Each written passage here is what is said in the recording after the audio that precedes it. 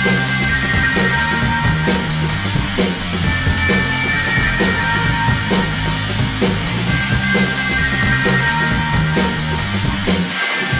Acapulco, Mexico, this is Anarchast. Hey everybody, welcome to another edition of Anarchast, your home for anarchy on the internet. I've got a new guest coming on all the way from Helsinki, Finland. It's Petri Berndtson, and he actually calls himself a respiratory anarchist or an aerial anarchist. He talks a lot about breathing, and he says that this all relates to anarchy and breath, and he wants to talk to us about how it all relates. And actually, I found it interesting because I've been getting into all of these sort of things. I've been doing, of course, meditation, yoga, all kinds of health-related stuff, and gotten into things like even understanding breathing, how important breathing is. So when I got contacted by Petri, it sounded interesting to me. I said, okay, let's talk about this because I think there's really a lot to these sort of things.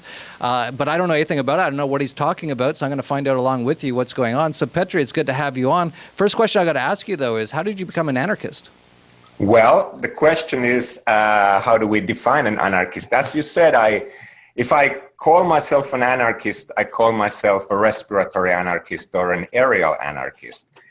And the question is then also, I would make your question in a new way of like, not only how I did become an anarchist, but how did we all human beings become respiratory or aerial anarchists? And my claim is that we are actually all, in a certain sense, respiratory or aerial anarchists. The moment we were born, the first act, before we were born, we were in mother's womb.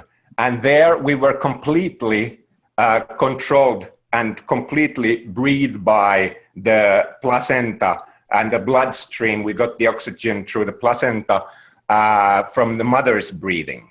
And the first act that we ever did as an autonomous beings, as autonomous existences, was our first act of breathing. And that made us autonomous, independent human beings. And that first act is an act where I would say that we are connected in the first place to what I call this the atmosphere of free and open air. My idea is that actually we don't have any idea of freedom, anything what would mean freedom of speech or freedom of movement or economic freedoms or political freedoms or sexual freedoms or any other, or civil liberties or anything, if we first wouldn't have experience of respiratory relation with free air. It's that first relation that connects us with breathing, through breathing to this free air, which is unobstructed horizon and atmospheres that surrounds us. And we connect ourselves through that, and that makes us all, in a certain way, anarchists. Because, first of all, in that first act of breathing and every breath that comes after that, there is no governmental regulations or any bureaucratic plan how to breathe together or how to breathe oneself. Thank God for that, or we'd all be dead. Do ourselves. And then we are, through that, everything else grows from that first act of autonomous breathing. And connected to that, because it's connected to this free air, which I think is the precondition of all other freedoms. As we also say, to be free as air, which means to be completely free. And of course, anarchists who believe in freedom, they would imagine or dream a society or a world which would be completely free. And my idea is that actually, in a very fundamental sense of our human existence, we are all the time connected to that aerial freedom if we would just notice it and if we would start to cultivate it through our breath. So that anarchy is, as an aerial or respiratory anarchy, it is all the time here. And even people who don't call themselves anarchists are actually, in the fundamental sense, respiratory or aerial anarchists. That's my beginning. We can continue from there on. Yeah, it's very interesting. I guess what you're talking about is more sort of like on a spiritual level, or what is true freedom, and this is a sort of a concept that a lot of people talk about, and of course we do talk about political freedoms and all kinds of other freedoms, but you're talking about sort of like a sort of a different level, aren't you? You're talking about the most basic level, perhaps, of I've been actually listening to Louise Hay. I don't know if you know her, some meditations with her recently, and just in her meditations she was just talking about, they're like guided meditations. She was talking about how we are born and our heart just starts pumping and we start breathing, and that is not something conscious. So that is something that's sort of inherent into what we are. So I'm kind of a little confused on what you're trying to say here, but I kind of see where you're going with it. So maybe you can carry on and explain a bit more about what you're talking about. Well, how would I try to put it in the way that it would be more understandable? First of all, it's true that I'm talking about freedom in another level, or in a more fundamental level than normally anarchists or anybody who speaks about freedom. Because this aerial freedom or respiratory freedom or respiratory anarchy or aerial anarchy are the conditions, those fundamental conditions of possibility that even make it possible that there can be any other kinds of freedoms, in my opinion. Like, for example, if we talk about freedom of movement, that we can, which is like one of the most basic freedoms or liberties that a person can have, is to move from one place to another, is that it is, first of all, if we think of a tree which can't move unless only its leaves and branches are moving with the wind, there already it's the air that is moving that tree. The tree it has its roots in the soil and in the ground, so it can't move. What makes it possible that human beings can move and have freedom of movement is that it is this breath that we have, that we are connected to this world, that is our root to this world. And it is not a root to the visible soil or the visible earth, but it is a root that connects us and gives us a rooting to the invisible air that surrounds us. And because we only have this breath as a root to the invisible air, we can move. And then it is at the same time, it's the air that makes it possible that we can move, because air itself is a matter of freedom. It is that what gives us a chance to understand what freedom is. For example, objects, all kinds of material things, they block us, they hinder our way, they obstruct us. If there is a lot of stuff around us, we can't move, it blocks us. So it is only through air in our life. Okay, then there is also a possibility that we move through water, but that is not our basic element. But it is through air, which we are doing all the time. For example, that I can even move my mouth. It is that it's possible because I'm connected with air. If there would be something like a book in front of me, I couldn't move, because it is those material things make it impossible that we could even think of what basic movement of freedom would be. Does that make anything more sensible, or does it become even more metaphysical to you? I'm trying to get my head around it. I'm also trying to understand what some people are going to be saying so far. For example, I know there's going to be a few people who are totally not connected in any sort of way to anything spiritual or anything like that. And they're going to be like, well, this is dumb so far. He's talked 15 minutes. He says, because we breathe, we're anarchists. And I want to make sure that you get across what you're trying to say to them, because I know I understand a lot more of what you're trying to say, but I want you to get it across in a better way. I know one of the things that you do is oh, by the way, I got a new puppy. Hang on. This is Coco. Coco the pug. That's cool. There is also another thing. When you have the puppy with you, you are breathing together. Listen to her breathe. How we are connected with the breath is the cocoa is breathing with you, and the breath that cocoa just breathe in and then out, you get it inside you, and so you're sharing the breath together, which we very often don't think at all, that we are in that kind of sense also connected to each other. Yeah, no, it's true. And she's a pug, so you can definitely hear her breathing. Let's see if we can hear her breathing. It's one of the very good breathing practices is to breathe like a dog, it's very healthy. Yeah, that's one of the next questions I wanted to ask you is, I know you do breathing workshops. Why don't you tell us a little bit about what you do there, and then maybe people can get a better understanding of what you're trying to get across.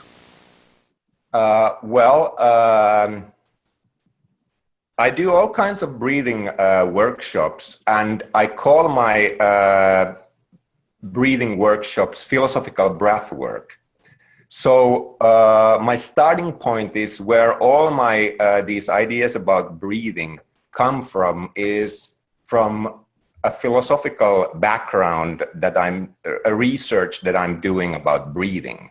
And maybe the way to try to understand what I have been trying to say is to go a little bit, before I go into the breathing exercises, to the philosophical background where all this becomes possible, what I'm talking about.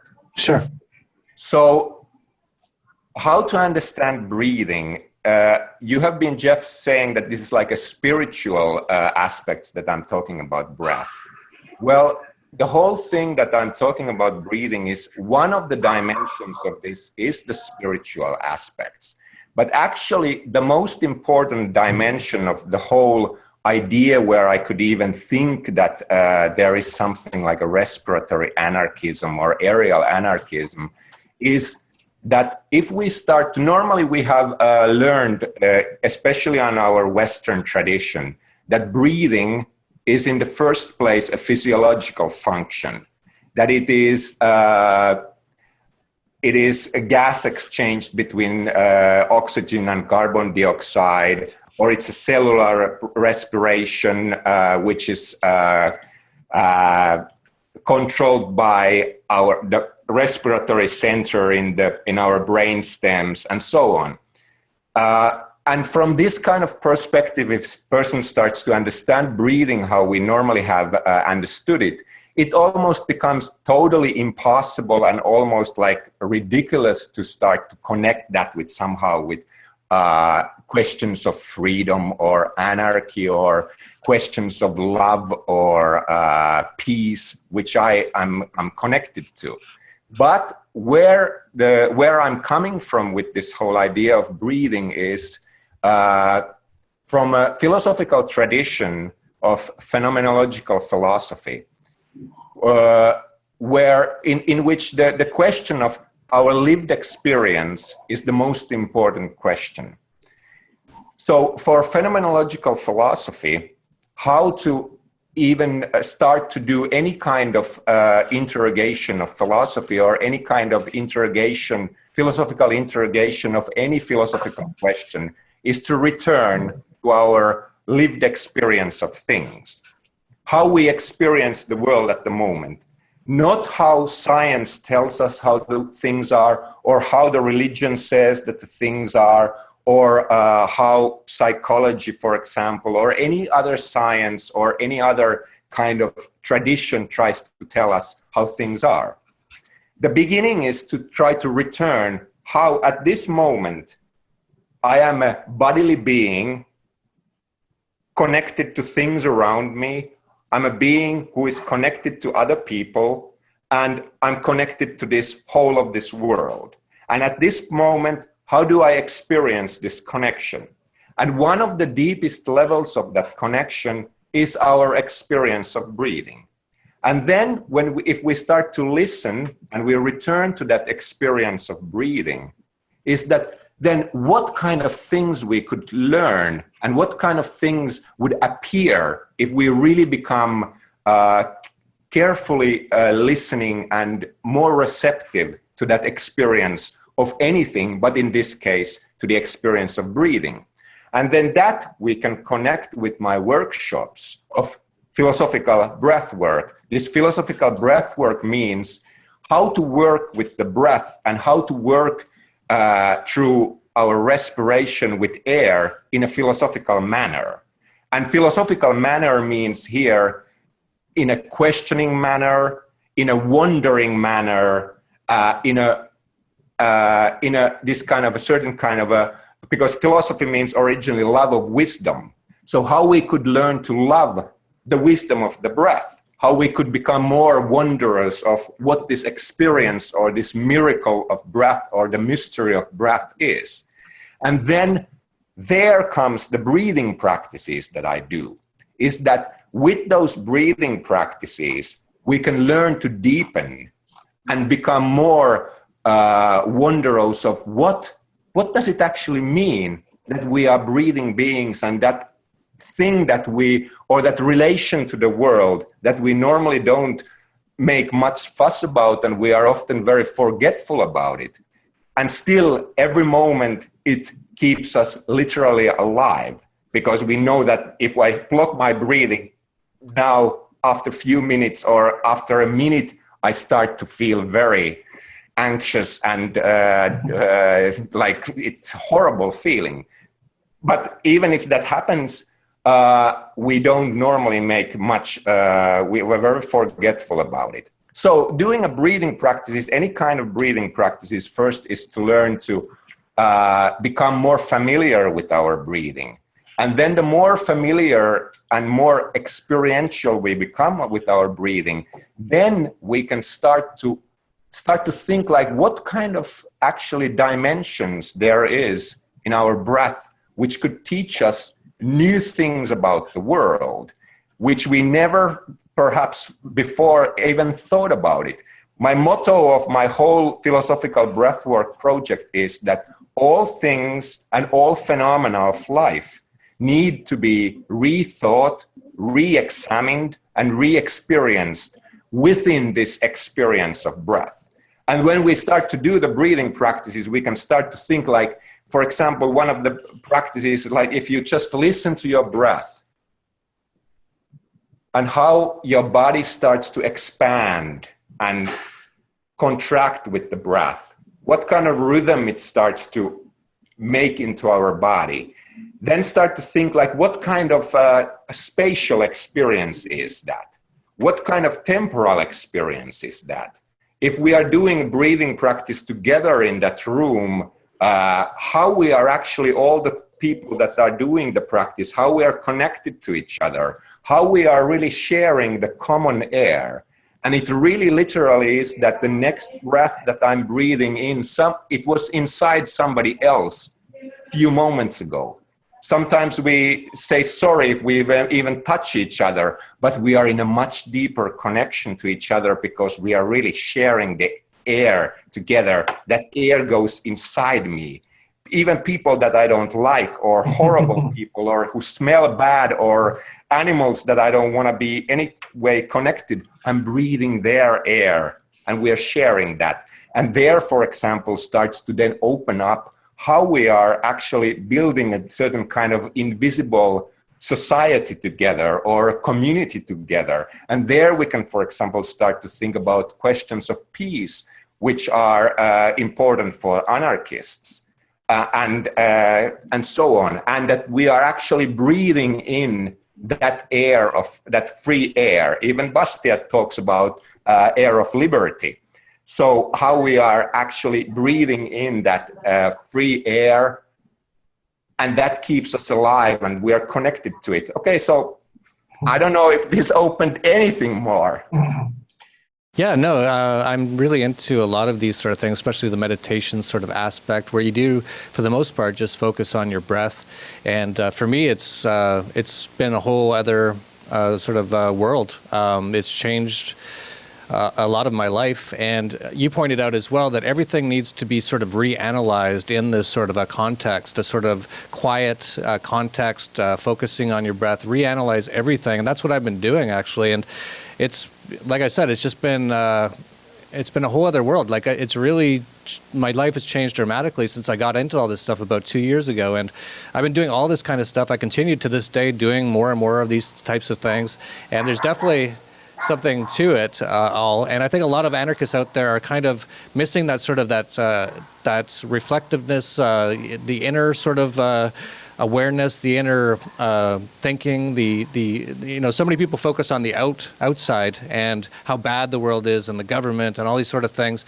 A lot of what I've found is just going inside can actually bring a lot of peace. And not to say that we should all become like so peaceful that we don't want to change the world or anything like that, but by actually becoming more peaceful, we actually do change the world. And I just want to mention that we haven't even announced this yet, but we're going to have what's called the Anarchapulco Health and Wellness Retreat, which is going to be before Anarchapulco this year. So Anarchapulco is February 15th to the 18th.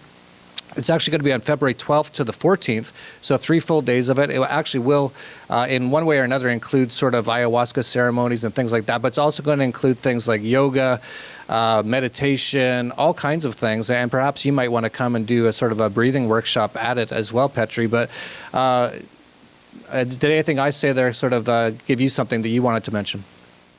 Well, first of all, that sounds very interesting, this Anarchapulco's health retreat. I want to learn more about it, and if there is a chance, I would love to come there.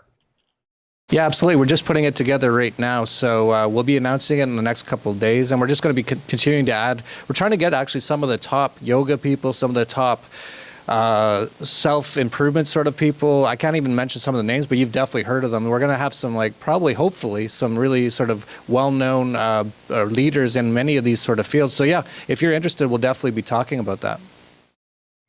Yeah, that sounds fantastic. Great. So is there anything that we haven't mentioned yet about your philosophy or about breathing that you wanted to get across? Well, I mean, there would be plenty of things, but of course we have limited time here. Well, one of the things that I would like to mention, there are a few things that I would like to at least mention here, is that many of the anarchists are talking about conspiracy theories and conspiracies. And of course, there are plenty of conspiracies, but one of the very interesting things to think about the whole idea is that many people don't know, but the original meaning of conspiracy, which comes from the Latin word conspiratio, means actually to breathe together.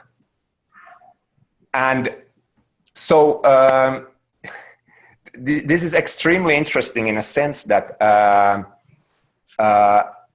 if we think about the conspiracy, what we normally understand by conspiracies is that there are some powerful people in political, financial, or religious, or any other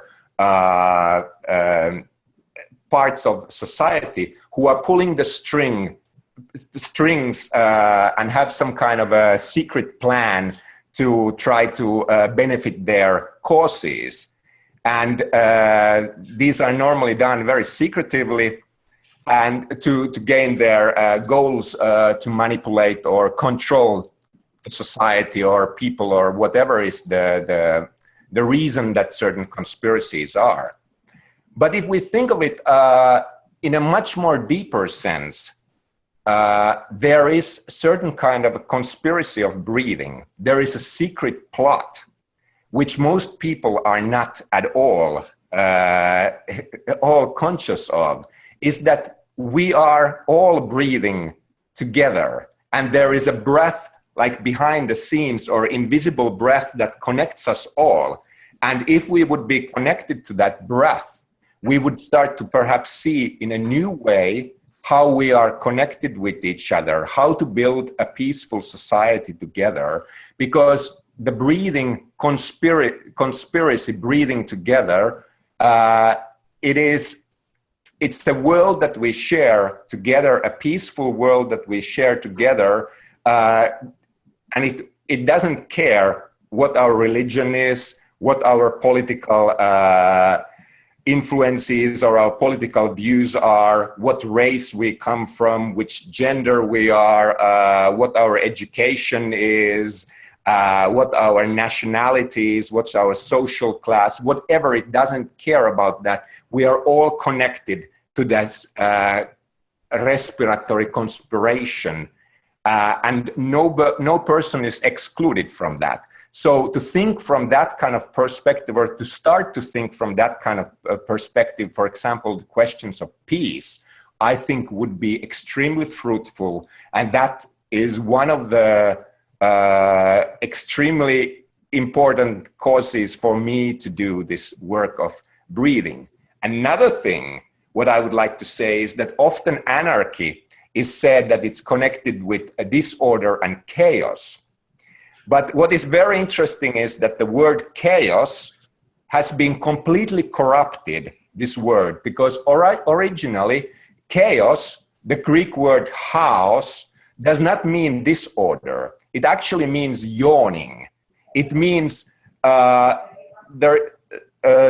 poet Hesiod in Theogony, which was written 700 BC, he sees chaos or chaos as the first god.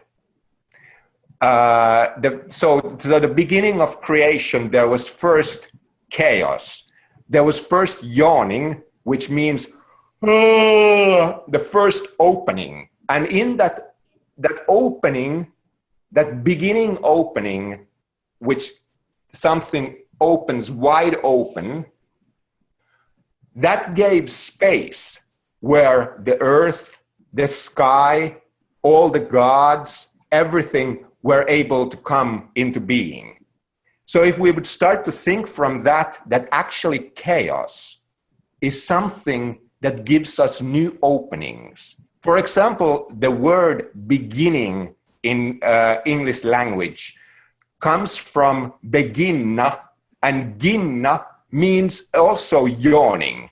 So actually, even in English language, there is the etymological beginning of that. The beginning actually is yawning, which is a certain way of breathing.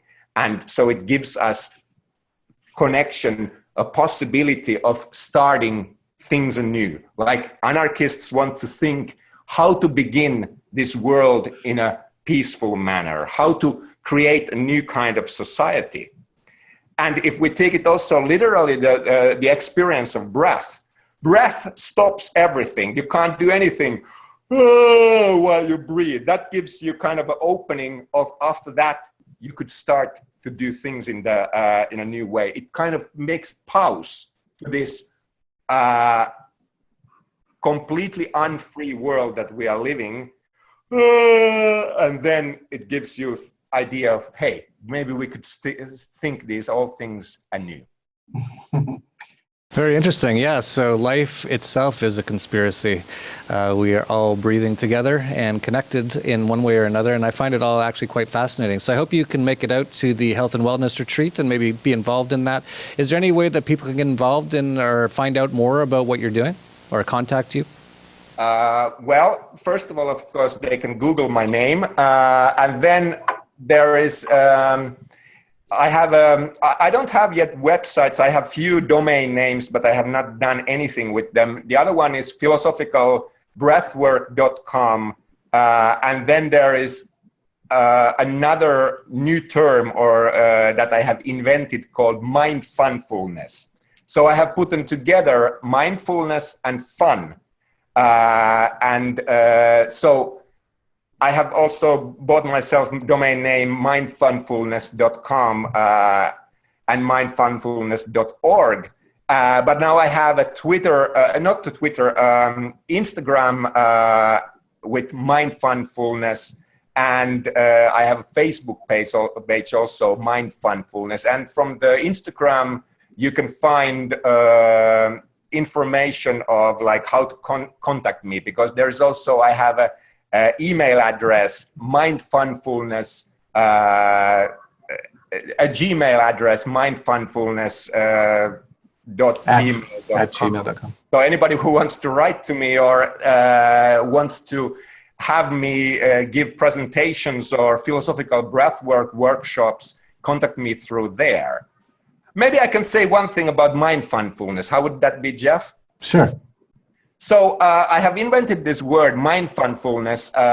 Many people who are doing mindfulness meditation take it very seriously, like they're doing some kind of spiritual practice. And I think that when we are doing a spiritual practice, and there again, it's important to say that spiritual practice, the word spiritual again comes from word breath, because the Latin word spiritus, where the English word also comes, actually means originally breathing, which is very important and also very interesting. So the verb spirare in Latin means to breathe. So all true spiritual practices, if they are taken in the etymological sense, are connected with breathing, or should be connected with breathing. That's another matter. We can talk about that later someday.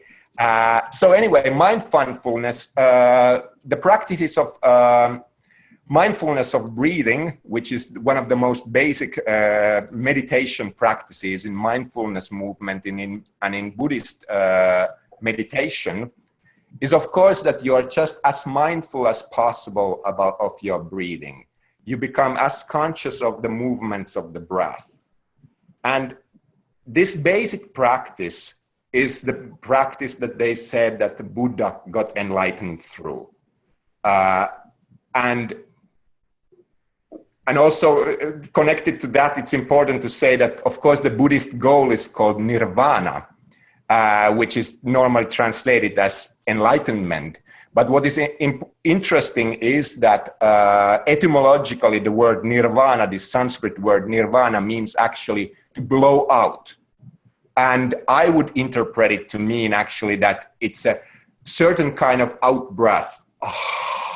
It's that nirvana experience is that breath when you have practiced enough long mindfulness of breathing meditation, and your breath goes deeper and deeper and starts to expand in your body, and you start to understand all kinds of possibilities of breathing. There is that moment when you just understand it, and that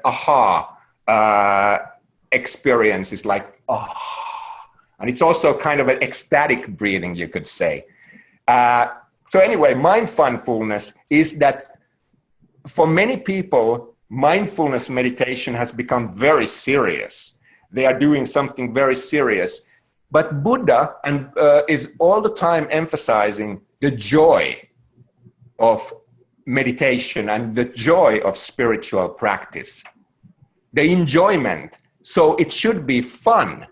So I am connecting, and maybe in Anarchapulco's health retreat, I can show these practices, is like to connect mindfulness meditation with laughter. So you are following, it's like how we connect inside and how we explode to outside. That it's not anymore only an inner practice, but it is because we are connected all the time, which already breath tells it very well, is that there is the in breath and there is the out breath. We are going in, we're going out.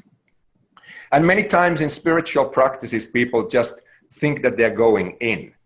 But you need to come back to the world and with joy, and to share that joy that you are feeling with that mindfulness of breathing. So it's a practice of laughter at the same time. So you go in and then you burst into laughter like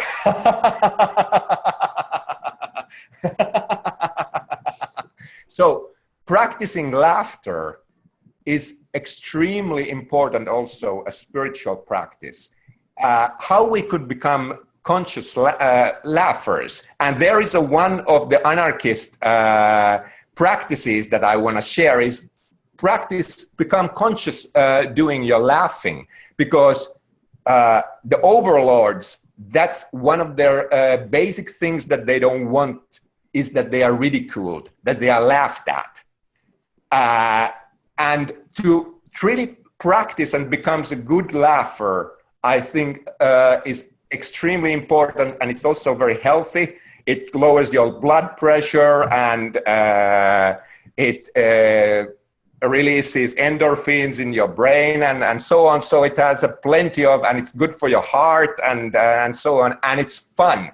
So, and then back after that laughter explosion, go back into the meditation again. And it would become this kind of cycle where it goes in, it laughs back, and then laughing together is extremely fun and it's very contagious.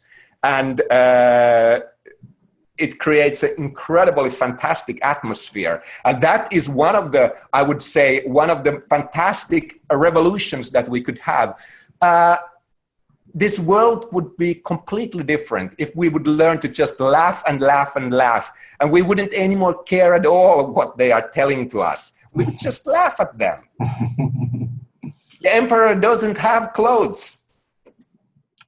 Yeah, that's one of the things I've kind of learned over time as well, is when I first started becoming aware of what's going on in the world and getting fairly angry about it, I started up all these things like Anarchast and stuff, and it was really like, we have to, take down these people, we have to, get rid of these people. I've really sort of learned over time, it's really about changing yourself and then just sort of having that attitude towards them of just sort of laughing at them. That's actually way worse than like your anger. Want your anger, that drives their energy. They're on a very low energy sort of a frequency, as far as I can tell, and your anger and your hate and all that sort of stuff, they love that. That actually gives them more power. So the more that you can go to that higher sort of and just laugh at them and just so very interesting stuff. So I should let you know that the person who's sort of managing the health and wellness retreat is Avi Esther, who's a past Anarchast guest. So you can just Google that. Why would we as souls incarnate into a lesser than pleasurable experience on purpose, unless it was to bring us back into full alignment with that incarnate being and reason for coming into form? Just Google Avi Esther, Aviesther, Anarchast, and you can see a little bit about her. She's in the process of basically moving here to Acapulco. She'll be helping out with the entire conference, but she'll definitely be helping out with the health and wellness retreat, so we'll be involved in that. You can check it all out at anarchapulco.com. We'll play an ad for Anarchapulco right after this. Petri will have all of your information in the notes below if people want to contact you and find out more about you, and maybe we'll see you here in February in Acapulco. So that's it for Anarchast, your home for anarchy on the internet. Peace, love, and anarchy. In a world where Antifa riots in the city streets, cops rage out of control, and the leader of the free world is a fat-ass casino owner, one event stands alone to make anarchy great again. I actually love humanity. That is why I'm an anarchist.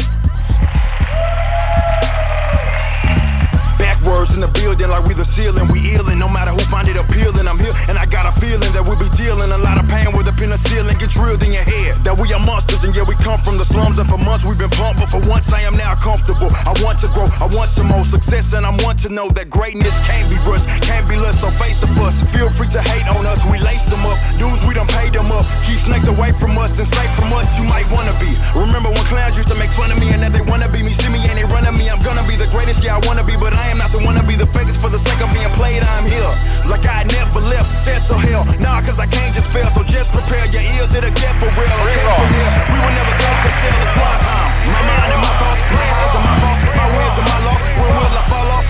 It's a chance for me. You are now listening to Veracity. Yeah. Fuck the media, fuck the banks, fuck drone strikes, fuck tanks, fuck hunger, fuck war, fuck ignoring of the poor, fuck the left, fuck the right, fuck the government. Thank you, thank you, thank you, thank you.